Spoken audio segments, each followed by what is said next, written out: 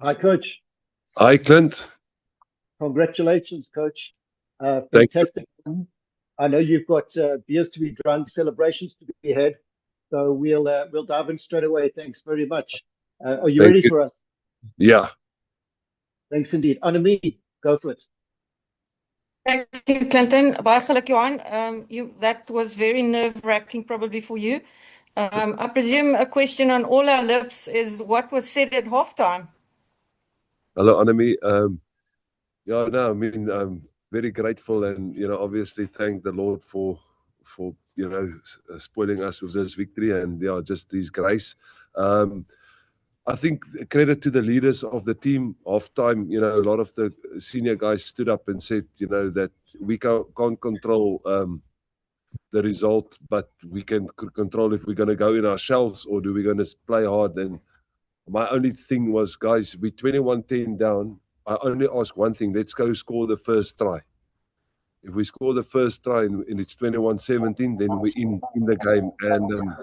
And the boys responded to that. They went out and we scored the first try, and then we saw the belief. But overall, the whole 80 minutes, although there was obviously not a good period in the first half, the boys were proud of the character they showed.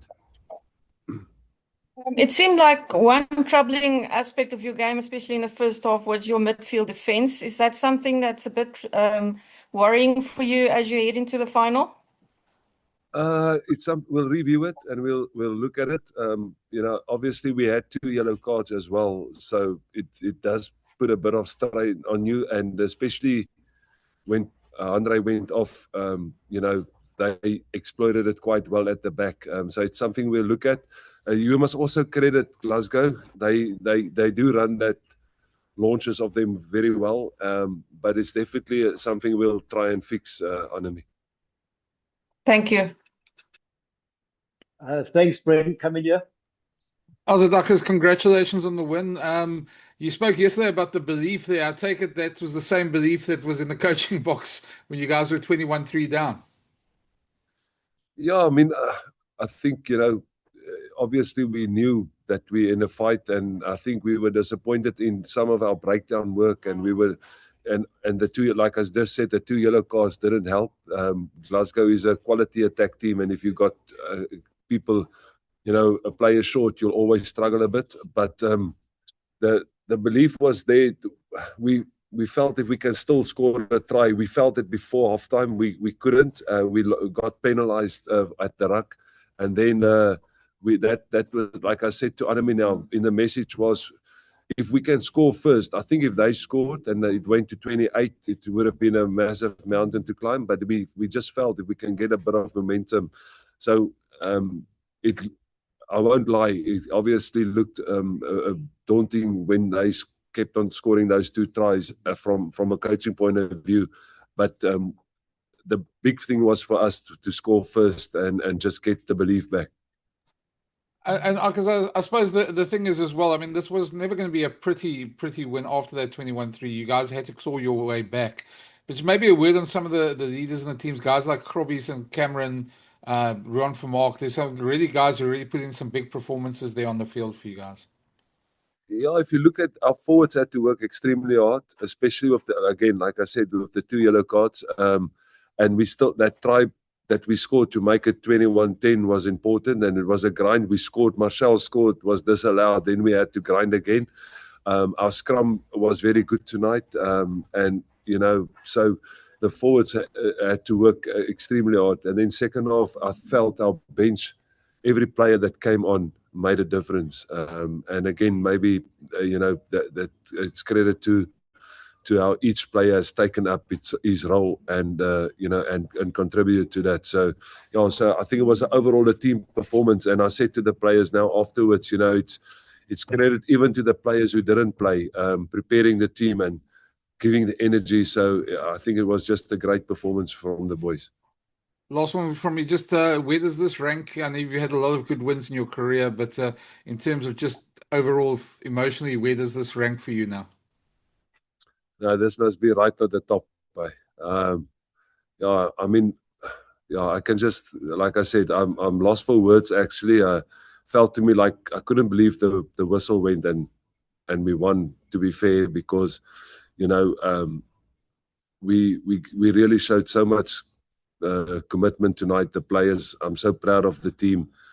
You know, I want to thank the Lord. He's really blessing us, and, you know, it's a privilege to be part of this team and this occasion. And the comeback is special, Brendan, I won't lie, because they were really playing good rugby, and Franco has got a team now together for 4 years, and they a quality team, and therefore, you know, this is probably one of the best victories I had, just the character that the guys showed.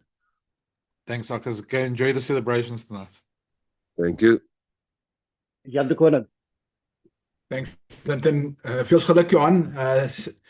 Johan, if we start, obviously you said yesterday 1 point win would be good enough, which you did, but I'm sure Andre Pollard's probably going to pay a few penalties tonight. Hello, Jan. No, Andre's just said in the team talk now he's going to practice his goal kicking a bit. No, I mean, yeah, we can smile now. We got that 1 point more than them, and that's the thing. But obviously, you know, Andre, one game that he missed won't make him a bad player in that sense. But you know, we're just lucky that it didn't influence the result. In actual fact, one of the coaches made the comment, it kept Glasgow in their half, even the misses. So in that sense, it was you can always look at the positive, but yeah, I think at the end of the day, you know, you look at the fight that the guys showed and the tries they scored, and you know, luckily the kicks didn't count at the end. Yeah, and I know there were 2 yellow cards in the first half, but there did seem some adjustment on defense. You seem to, I know it might have been subtle, but you did change your defensive pattern, which sort of kept the roving, that loop around play of theirs in check. Yeah, I think the biggest thing was for us to stay connected and to have a good tackle fight, and the second guy, you know, slow the ball a bit down, and then we can have time to scan and make decisions. I think we adjusted a little bit on the short side, our defense, where they got a bit of award. But, you know, there wasn't major things. I think just the guys knew that if, again, you know, the mistakes, it was in our control. And if we fix that, we can keep them at bay. And the most important thing was that we, you know, got momentum back on our side. They had a lot of momentum in that first half. We got a little bit back when it went to 10, but the second half we needed to score first, and we did that. And yeah, the boys showed with the ball and without the ball a lot of character. Yeah, last one from me. I know you've been in a few finals, so you got experience of this. What do you do for the next? I know there's a break now, so it's 2 weeks. What do you do in the next 2 weeks? You can't really practice. How do you keep the guys busy and keep them up for the final? Yeah, we'll see who we play and where we play, and once we know that, I think if we play Leinster, it's a Friday final. If we play the Stormers, it's a Saturday final. That will obviously influence our planning on training days. When we train, do we have to fly? Where do we have to fly to?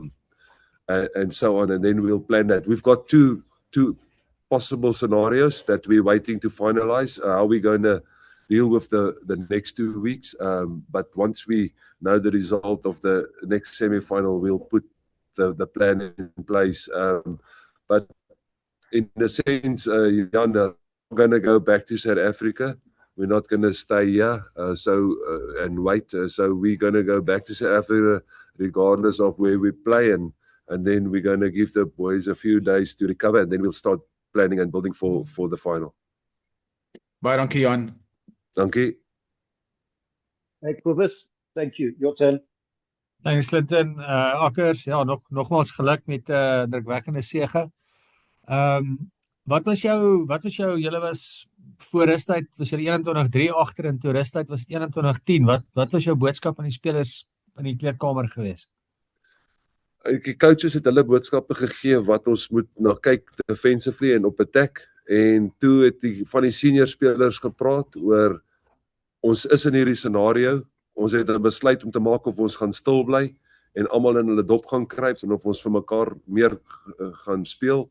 En ek dink my grootste boodskap was, ons het voor die tyd gesê, ons is hierso weet om te fight en al wat ons soek is 1-3. Gee vir ons 1-3 vroeg in die game en vroeg in die tweede helfte en dan vat ons dit van daar af en hulle het presies gedoen wat hy ou gevra het. So dis genade en ou is dankbaar daarvoor en toe ons daai 3 druk, weet 21-17.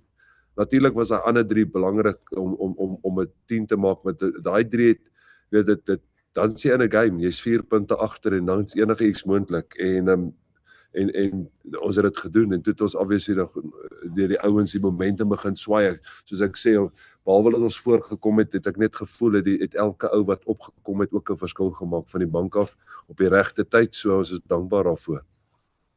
Ek is net nou uiteraard julle sal vanaand wil fokus op dit wat julle vandag wil of wat julle vandag bereik het.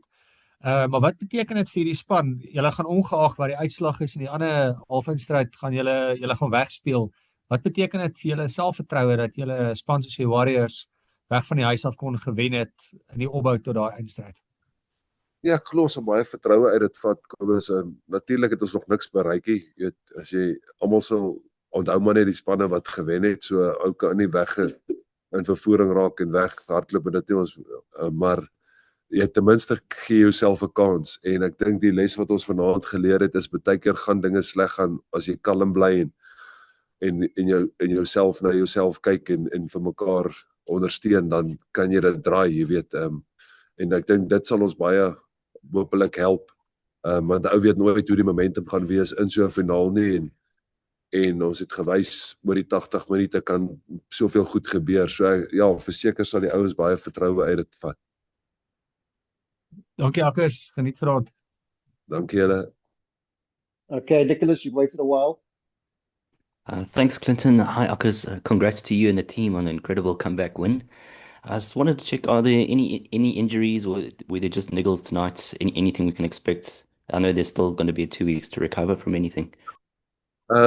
Nicholas, at the moment, if I had to say that no injuries that I'm aware of, no niggles, serious injuries, maybe a few bumps and bruises, but no serious injuries. So, we're even fortunate and blessed to come through not just the victory, but on the injury front. Yeah, thanks. That's all for me. Kagiso. Akkers, good evening and congratulations on the win. Have you spoken to the players who participated in the 2024 final and just sussed up how they feel and also the need to also manage the emotions, considering the fact that, as you rightly say, there's a bigger game in 2 weeks' time? No, I haven't spoken to them. Obviously, we first wanted to get past tonight, and now I will probably, sit down with some of the players and see what lessons we could have taken from the last couple of finals. Is there areas we can look at? But my personal experience and feeling is you don't change too much. You try and stick to what is familiar from a training point of view, from a planning point of view, and ultimately the boys going to just need energy and 80 minutes of commitment for a final year. And then we saw tonight, sometimes things doesn't go your way and fight through those momentum swings. But now I'll definitely tap into the players and the staff that were in the finals and see, is there anything we can look at. But at the moment, we just enjoying what we just achieved. And I think finally from me, was there how much of a big difference did it make playing the semi-final at Murrayfield with bigger stands, fewer fans, as compared to playing at Scotstoun with the surface and just the smaller, more intimidating atmosphere?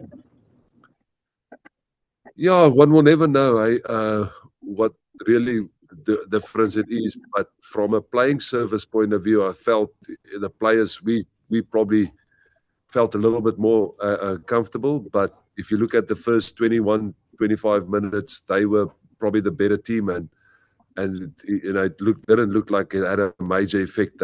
But I think you look at the scrums, we were really strong in the scrum, and maybe that is because of the surface. That's all speculation.